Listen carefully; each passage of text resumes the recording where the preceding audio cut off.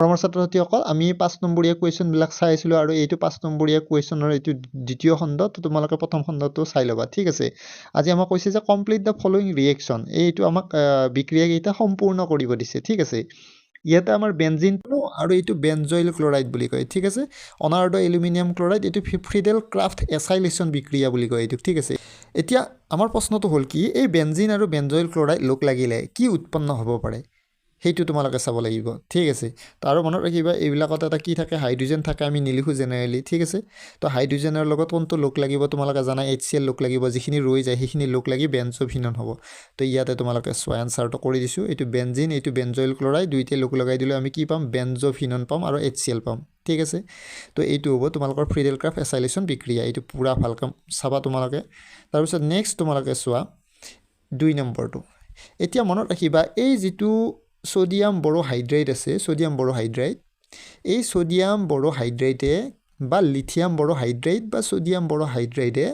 কেৱল তোমালোকৰ কি কৰিব পাৰে কিটন যেটো মূলক আছে সেই মূলকটো তোমালোকৰ কি কৰিব পাৰে এলকহলিক গ্ৰুপলৈ কনভাৰ্ট কৰিব পাৰে এষ্টাৰ গ্ৰুপক ই ৰিডিউস কৰিব নোৱাৰে যিখিনি তোমালোকৰ কিটনিক গ্ৰুপ আছে কিটো গ্ৰুপ আছে সেইটোক তোমালোকৰ ৰিডিউস কৰিব পাৰে বিজাৰিত কৰিব পাৰে এতিয়া তোমালোকে কি কৰিব লাগিব এতিয়া আমাৰ এইখিনি খণ্ডত ই একো কৰিব নোৱাৰে মনত ৰাখিবা কিন্তু এই খণ্ডটোত এটা বস্তু কৰিব পাৰিব ই সোডিয়াম বৰোহাইড্ৰেটে ইয়াৰে C আৰু O ৰ মাজত যিডাল ডাবল বন্ড আছে হেডাল ভাঙি যাব সিঙ্গল বন্ড হৈ যাব ঠিক আছে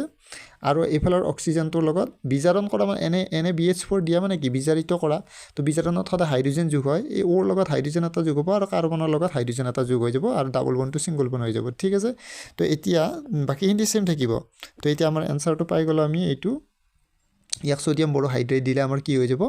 এই যৌগটো উৎপন্ন হ'ব ঠিক আছে সো 3 নম্বৰটো তোমালোকে সোৱা 3 নম্বৰটোত কি হ'ব এই যেটো এসোসিয়েলটোৰ কাম কি জানেনে যেতিয়া আমি এসোসিয়েলটো জিউ থাইনিল ক্লোৰাইড বুলি কয় তেতিয়া OH মূলকটোৰ ঠাইত Cl হৈ যায় তো একদম ইজি হয় ইয়াতে OH মূলক কেইটা আছে সোৱা ইয়াতে OH মূলক দুটা আছে তাৰ ঠাইত কি হৈ যাব এতিয়া Cl হৈ যাব বাকি হিন্দি আমি একো কৰা নাই যেনেকৈ আছে তেনেকৈ ৰাখিছো কেৱল OH ৰ ঠাইত কি দিছো Cl দি দিছো হৈ গল এটো তোমালোকে বঢ়িয়াকৈ চাবা নেক্সট এতিয়া মনত ৰাখিবা এইটো এটা তোমালোকৰ কি হয় যে OH টো যেটো কাৰ্বনৰ লগত লাগি আছে সেই কাৰ্বনটোৰ লগত দুটা কাৰ্বন লাগি আছে ঠিক আছে এইখিনিত এটা দুটা কাৰ্বন লাগি আছে সেইভাবে ই এটা সেকেন্ডাৰী এলকহল হ'ব হা ইয়াৰ নাম সাইক্লোহেক্সানল তো তোমালোকে মনত ৰাখিবা ইয়াৰ নাম সাইক্লোহেক্সানল এটি সেকেন্ডাৰী এলকহল যেতিয়া সেকেন্ডাৰী এলকহলৰ লগত যেতিয়া ক্ৰোমিক এনহাইড্ৰেট বুলি কয় CrO3 ক্ৰোমিক এনহাইড্ৰেট এই CrO3 টো যেতিয়া আমি দিম তেতিয়া এই সেকেন্ডাৰী এলকহলটো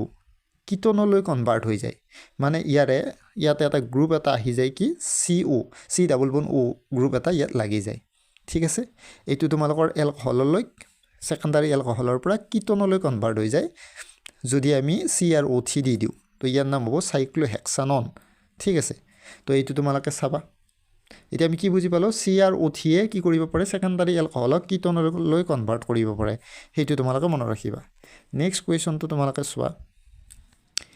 মনত ৰাখিবা জিংক এমালগাম আৰু HCl যদি থাকে তা ক্লিমেনসন বিজাৰণ বিক্ৰিয়া বুলি কোৱা হয় আৰু ক্লিমেনসন বিজাৰণ বিক্ৰিয়া বুলি গম পোৱাৰ পিছত তোমালোকে কি কৰিব লাগে CO মূলক তোৰ ঠাইত কি দিব লাগে CH2 মূলক যোগ দিব লাগে মানে ক্লিমেনসন বিজাৰণ বিক্ৰিয়া বুলি কেনেকৈ গম পালো জিংক এমালগাম আৰু HCl যদি থাকে তেতিয়ালে ক্লিমেনসন বিজাৰণ বিক্ৰিয়া হ'ব ক্লিমেনসন বিজাৰণ বিক্ৰিয়াত সদায় CO মূলক খিন্তি C ডাবল বন্ড O মূলক খিন্তি CH2 মূলকলৈ কনভাৰ্ট হৈ যায় ঠিক আছে তো নেক্সট কোৱেশ্চনটো এটা সোৱা মই ইয়াত এটা কোৱেশ্চন দিছো এইটোৰ নাম বেনজেলডিহাইড ঠিক আছে আৰু এইটোৰ নাম প্ৰপানেল আৰু ডাইলুট NaOH দিছো এতিয়া মনত ৰাখিবা এৰোমেটিক এলডিহাইড আমি যদি এনেকুৱা এটা এলডিহাইড লও যত নেকি এৰোমেটিক এলডিহাইড হয় আৰু তাতে যদি আলফা হাইড্ৰোজেন নাথাকে যেনে বেনজেলডিহাইড এটা এৰোমেটিক এলডিহাইড হয় আৰু এইটোত কি নাই আলফা হাইড্ৰোজেন নাই মনত ৰাখিবা কিন্তু তোমালোকে যদি কৰিছোৱা বেনজিন চক্ৰটো যদি আঁকিছোৱা তেতিয়ালে তোমালোকে তাতে মানে ফাংশনাল গ্ৰুপটো যেটো কাৰ্বনৰ লগত লাগি আছে তাৰ লগত কি নাপাবা ইয়াৰ ঠাইত তুমি বেনজিন চক্ৰটো আঁকি দিবা আৰু ফাংশনাল গ্ৰুপটো যেটো কাৰ্বনৰ লগত লাগি আছে তাৰ লগত আলফা হাইড্ৰোজেন নাই এটো মনত ৰাখিবা তাৰমানে বেনজেলডিহাইড এটা এৰোমেটিক এলডিহাইড যত আলফা হাইড্ৰোজেন নাই ঠিক আছে আৰু অন্য এলডিহাইডটোত আলফা হাইড্ৰোজেন আছে যেনে ইয়াৰে CHO মূলকটো যেটো কাৰ্বনৰ লগত লাগি আছে তাৰ লগত আলফা হাইড্ৰোজেন আছে ঠিক আছে তো এতিয়া মনত ৰাখিবা যদি এটা এৰোমেটিক এলডিহাইড য'ত আলফা হাইড্ৰজেন নাথাকে আৰু এটা এলডিহাইড য'ত আলফা হাইড্ৰজেন থাকে আৰু যদি ডাইলুট NaOH আমি লৈ লওঁ তেতিয়াহ'লে তাক ক্লেইছেন স্মিথ ৰিয়েকশ্যন বুলি কোৱা হয় আৰু ক্লেইছেন স্মিথ ৰিয়েকশ্যনত এতিয়া এই প্ৰডাক্টটো মই লিখিছোঁ ঠিক আছে এতিয়া তোমালোকে ক'ব লাগে এইটো শুদ্ধ হৈছে নে অশুদ্ধ হৈছে তোমালোকে কমেণ্টত জনাব লাগে এই ৰিয়েকশ্যনটো মই যে কৰিলোঁ এইটো অশুদ্ধ হৈছে নে অশুদ্ধ হৈছে তোমালোকে পুৰা টেলেণ্ট ইউজ কৰিব লাগে কমেণ্টত জনাব লাগে ছাৰ এইটো শুদ্ধ যদি শুদ্ধ ছাৰ এইটো আপোনাৰ শুদ্ধ হোৱা নাই ভুল হৈছে